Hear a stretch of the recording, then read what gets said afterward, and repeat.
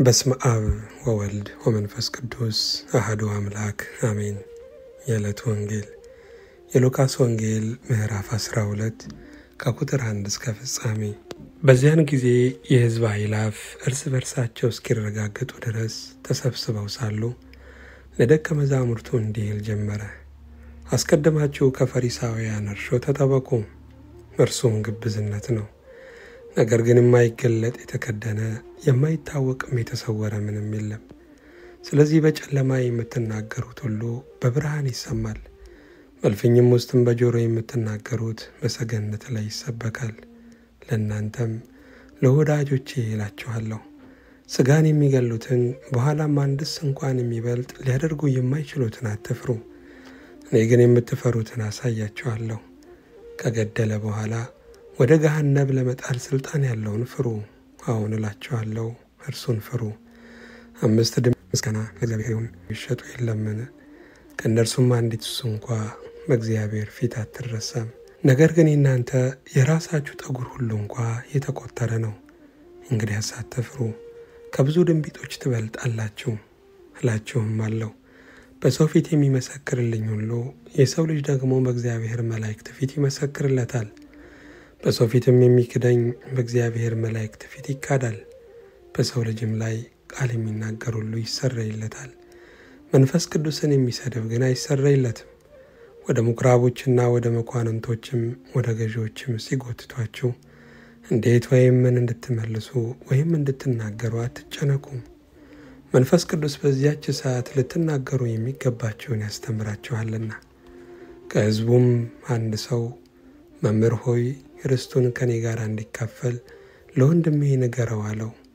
እርሱም አንተ ሰው ፈራጅና አካፋይ በላያችሁ እንደሆን ማን ሾመኝ አለው። የሰው ሕይወት በገንዘቡ ብዛት አይደለምና ተጠንቀቁ፣ ከመጎምጀትም ሁሉ ተጠበቁ አላቸው።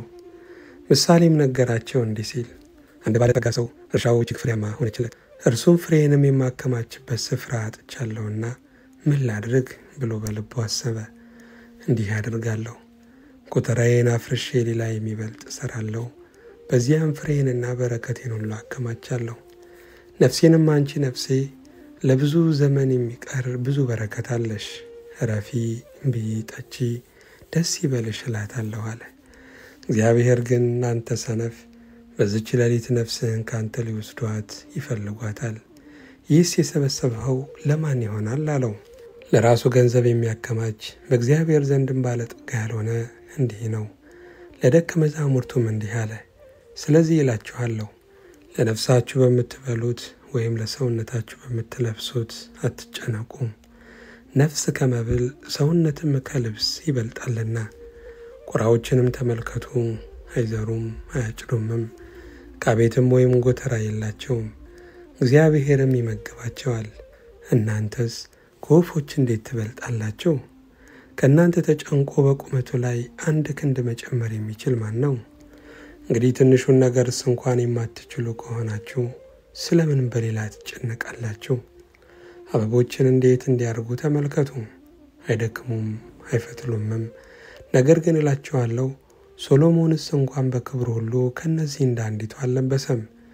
እግዚአብሔር ግን ዛሬ ያለውን ነገም ወደ እቶን የሚጣለውን በሜዳ የሆነውን ሳር እንዲህ የሚያለብስ ከሆነ እናንተ እምነት የጎደላችሁ እናንተንማ ይልቁን እንዴት! እናንተም የምትበሉትን የምትጠጡትንም አትፈልጉ፣ አታወላውሉም። ይህንስ ሁሉ በዓለም ያሉ አሕዛብ ይፈልጉታልና እናንተም አባት ይህ እንዲያስፈልጋችሁ ያውቃል። ዳሩ ግን መንግሥቱን ፈልጉ፣ ይህም ሁሉ ይጨመርላችኋል። አንተ ታናሽ መንጋ፣ መንግሥትን ሊሰጣችሁ የአባታችሁ በጎ ፈቃድ ነውና አትፍሩ። ያላችሁን ሽጡ፣ ምጽዋትም ስጡ፣ ሌባ በማይቀርብበት ብልም በማያጠፋበት በሰማያት የማያልቅ መዝገብ የሚሆኑትን የማያረጁትንም ኮረጆዎች ለራሳችሁ አድርጉ። መዝገባችሁ ባለበት ልባችሁ ደግሞ በዚያ ይሆናልና። ወገባችሁ የታጠቀ መብራታችሁም የበራ ይሁን። እናንተም ጌታቸው መጥቶ ደጁን ሲያንኳኳ ወዲያው እንዲከፍቱለት ከሰርግ እስኪመለስ ድረስ የሚጠብቁ ሰዎችን ምሰሉ። ጌታቸው በመጣ ጊዜ ሲተጉ የሚያገኛቸው እነዚያ ባሪያዎች ብፁዓን ናቸው። እውነት እላችኋለሁ ታጥቆ በማዕድ ያስቀምጣቸዋል። ቀርቦም ያገለግላቸዋል። ከሌሊቱም በሁለተኛው ወይም በሦስተኛው ክፍል መጥቶ እንዲሁ ቢያገኛቸው እነዚያ ባሪያዎች ብፁዓን ናቸው። ይህን ግን እወቁ፣ ባለቤት በምን ሰዓት ሌባ እንዲመጣ ቢያውቅ ኖሮ በነጋ ቤቱም እንዲቆፈር ባልፈቀደም ነበረ። እናንተ ደግሞ ተዘጋጅታችሁ ኑሩ፣ የሰው ልጅ በማታስቡበት ሰዓት ይመጣልና። ጴጥሮስም ጌታ ሆይ ይህን ምሳሌ ለእኛ ወይስ ደግሞ ለሁሉ ትናገራለህን? አለው። ጌታም አለ፣ እንኪያስ ምግባቸውን በጊዜው ይሰጣቸው ዘንድ ጌታው በቤተሰቦቹ ላይ የሚሾመው ታማኝና ልባም መጋቢ ማን ነው? ጌታው መጥቶ እንዲህ ሲያደርግ የሚያገኘው ያ ባሪያ ብፁዕ ነው። እውነት እላችኋለሁ ባለው ሁሉ ላይ ይሾመዋል። ያ ባሪያ ግን ጌታዬ እስኪመጣ ይዘገያል ብሎ በልቡ ቢያስብ ሎሌዎችንና ገረዶችን የሚመታ ይበላም ይጠጣም ይሰክርም ዘንድ ቢጀምር የዛ ባሪያ ጌታ ባልጠበቃት ቀን ባላወቃትም ሰዓት ይመጣል፣ ከሁለትም ይሰነጥቀዋል፣ ዕድሉንም ከማይታመኑ ጋር ያደርገዋል። የጌታውንም ፈቃድ አውቆ ያልተዘጋጀ እንደ ፈቃዱም ያላደረገ ያ ባሪያ እጅግ ይገረፋል። ያላወቀ ግን መገረፍ የሚገባውንም ያደረገ ጥቂት ይገረፋል። ብዙም ከተሰጠው ሰው ሁሉ ከእርሱ ብዙ ይፈለግበታል፣ ብዙ አደራም ከተሰጠው ከእርሱ አብዝተው ይሹበታል። በምድር ላይ እሳት ልጥል መጣው፣ አሁንም የነደደ ከሆነ ዘንድ ምን እፈልጋለሁ? ነገር ግን የምጠመቃት ጥምቀት አለችኝ፣ እስክትፈጸምም ድረስ እንዴት እጨነቃለሁ? በምድር ላይ ሰላምንም ለመስጠት የመጣሁ ይመስላችኋልን? እላችኋለሁ አይደለም፣ መለያየትን እንጂ። ከአሁን ጀምሮ በአንዲት ቤት 5 ሰዎች ይኖራሉ፣ 3ቱም በሁለቱ ላይ 2ቱም በ3ቱ ላይ ተነስተው ይለያያሉ። አባት በልጁ ላይ፣ ልጅም በአባቱ ላይ፣ እናት በልጇ ላይ፣ ልጇም በእናቷ ላይ፣ አማት በምራቷ ላይ፣ ምራትም በአማቷ ላይ ተነስተው ይለያያሉ። ደግሞም ሕዝቡን እንዲህ አለ፣ ደመና ከምዕራብ ሲወጣ ባያችሁ ጊዜ ወዲያው ዝናብ ይመጣል ትላላችሁ፣ እንዲሁም ይሆናል። በአዜብም ነፋስ ሲነፍስ ትኩሳት ይሆናል ትላላችሁ፣ ይሆንማል። እናንተ ግብዞች የምድሩንና የሰማዩን ፊት ልትመረምሩ ታውቃላችሁ። ነገር ግን ይህንን ዘመን የማትመረምሩ እንዴት ነው? ራሳችሁ ደግሞ ጽድቅን የማትፈርዱ ስለምን ነው? ከባላጋራ ጋር ወደ ሹም ብትሄድ ወደ ዳኛ እንዳይጎትት፣ ዳኛውም ለሎሌው አሳልፎ እንዳይሰጥ፣ ሎሌውም በወህኒ እንዳይጥል፣ ገና በመንገድ ምስጋና ለእግዚአብሔር ይሁን እንድትታረቅ ትጋ እልሃለሁ። የመጨረሻዋን ግማሽ ሳንቲም እስክትከፍል ድረስ ከዚያ ከቶ አትወጣም። ምስጋና ለእግዚአብሔር ይሁን። መጀመሪያዊቱ የሐዋርያው የቅዱስ ጳውሎስ መልእክት ወደ ቆሮንቶስ ሰዎች ምዕራፍ 7 ከቁጥር 32 እስከ ፍጻሜ። ነገር ግን ያለ ሐሳብ ልትኖሩ እወዳለሁ። ያላገባው ጌታን እንዴት ደስ እንዲያሰኘው የጌታን ነገር ያስባል። ያገባው ግን ሚስቱን እንዴት ደስ እንዲያሰኛት ያለምን ነገር ያስባል፣ ልቡም ተከፍሏል። ያልተጋባች ሴትና ድንግል በሥጋም በነፍስም እንዲቀደሱ የጌታን ነገር ያስባሉ። የተጋባች ግን ባሏን እንዴት ደስ እንድታሰኘው ያለምን ነገር ታስባለች። ይህንም ለራሳችሁ ጥቅም እላለሁ፣ በአገባብ እንድትኖሩ ሳትባክኑም በጌታ እንድትጸኑ ነው እንጂ ላጠምዳችሁ ብዬ አይደለም። ዳሩ ግን ማግባት ወደሚገባው ዕድሜ በደረሰ ጊዜ ስለ ድንግልናው ያፈረ ሰው ቢኖር የወደደውን ያድርግ፣ ኃጢአት የለበትም፣ ይጋቡ። ሳይናወጥ በልቡ የጸና ግን የለበትም፣ የወደደውን እንዲያደርግ ተፈቅዶለታል። ድንግልናውንም በልቡ ይጠብቅ ዘንድ ቢጸና መልካም አደረገ። ምስጋና ለእግዚአብሔር ይሁን። መጀመሪያዊቱ የሐዋርያው የቅዱስ ጴጥሮስ መልእክት ምዕራፍ 3 ከቁጥር 1 እስከ 5። እንዲሁም እናንተ ሚስቶች ሆይ ከባሎቻችሁ አንዳንዱ ለትምህርት የማይታዘዙ ቢኖሩ በፍርሃት ያለውን ንጹሕ ኑሯችሁንም እየተመለከቱ ያለ ትምህርት በሚስቶቻቸው ኑሮ እንዲገኙ ተገዙላቸው። ለእናንተ ጠጉርን በመሸረብና ወርቅን በማንጠልጠል ወይም ልብስንም በመጎናጸፍ በውጭ የሆነ ሽልማት አይሆንላችሁ። ነገር ግን እግዚአብሔር ፊት ዋጋው እጅግ የከበረ የዋህና ዝግተኛ መንፈስ ያለውን የማይጠፋውን ልብስ ለብሶ የተሰወረ የልብ ሰው ይሆንላችሁ።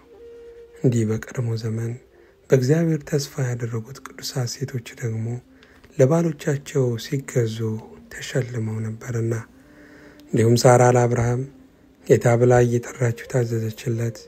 እናንተም ከሚያስደነግጥ ነገር አንዳች እንኳን ሳትፈሩ መልካም ብታደርጉ ልጆቿ ናችሁ። ምስጋና ለእግዚአብሔር ይሁን። የሐዋርያት ሥራ ምዕራፍ 17 ከቁጥር 10 እስከ 13። ወዲያውም ወንድሞች ጳውሎስንና ሲላስን በሌሊት ወደ ቤርያ ሰደዷቸው። በደረሱም ጊዜ ወደ አይሁድ ምኵራብ ገቡ። እነዚህም በተሰሎንቄ ከሚኖሩት ይልቅ ልበ ሰፊዎች ነበሩና ነገሩ እንደዚሁ ይሆንን ብለው ዕለት ዕለት መጻሕፍትን እየመረመሩ ቃሉን በሙሉ ፈቃድ ተቀበሉ። ስለዚህም ከእነርሱ ብዙ ከግሪኮችም የከበሩት ሴቶችና ወንዶች ጥቂት አይደሉ አመኑ። በተሰሎንቄ ያሉት አይሁድ ግን ጳውሎስ በቤርያ ደግሞ የእግዚአብሔርን ቃል እንደሰበከ ባወቁ ጊዜ ወዲያው ደግሞ መጡና ሕዝቡን አወኩ። ምስጋና ለእግዚአብሔር ይሁን። የማቴዎስ ወንጌል ምዕራፍ 6 ከቁጥር 25 እስከ ፍጻሜ። ስለዚህ እላችኋለሁ ስለ ነፍሳችሁ በምትበሉትና በምትጠጡት ወይም ስለ ሰውነታችሁ በምትለብሱት አትጨነቁ። ነፍስ ከመብል ሰውነትም ከልብስ አይበልጥምን? ወደ ሰማይ ወፎች ተመልከቱ። አይዘሩም አያጭዱምም፣ በጎተራም አይከቱም፣ የሰማዩ አባታችሁም ይመግባቸዋል። እናንተ ከእነርሱ እጅግ አትበልጡምን? ከእናንተ ተጨንቆ በቁመቱ ላይ 1 ክንድ መጨመር የሚችል ማን ነው? ስለ ልብስስ ስለምን ትጨነቃላችሁ? የሜዳ አበቦች እንዴት እንዲያድጉ ልብ አድርጋችሁ ተመልከቱ። አይደክሙም አይፈትሉምም። ነገር ግን እላችኋለሁ ሶሎሞንስ እንኳን በክብር ሁሉ ከእነዚህ እንዳንዱ አልለበሰም። እግዚአብሔር ግን ዛሬ ያለውን ነገም ወደ እቶን የሚጣለውን የሜዳን ሳር እንዲህ የሚያለብሰው ከሆነ እናንተ እምነት የጎደላችሁ እናንተንማ ይልቁኑ እንዴት! እንግዲህ ምን እንበላለን፣ ምንስ እንጠጣለን፣ ምንስ እንለብሳለን ብላችሁ አትጨነቁ። ይህንስ ሁሉ አሕዛብ ይፈልጋሉ። ይህ ሁሉ እንዲያስፈልጋችሁ የሰማዩ አባታችሁ ያውቃልና። ነገር ግን አስቀድማችሁ የእግዚአብሔርን መንግሥት ጽድቁንም ፈልጉ፣ ይህም ሁሉ ይጨመርላችኋል። ነገ ለራሱ ይጨነቃልና ለነገ አትጨነቁ፣ ለቀኑ ክፋቱ ይበቃዋል። ምስጋና ለእግዚአብሔር ይሁን።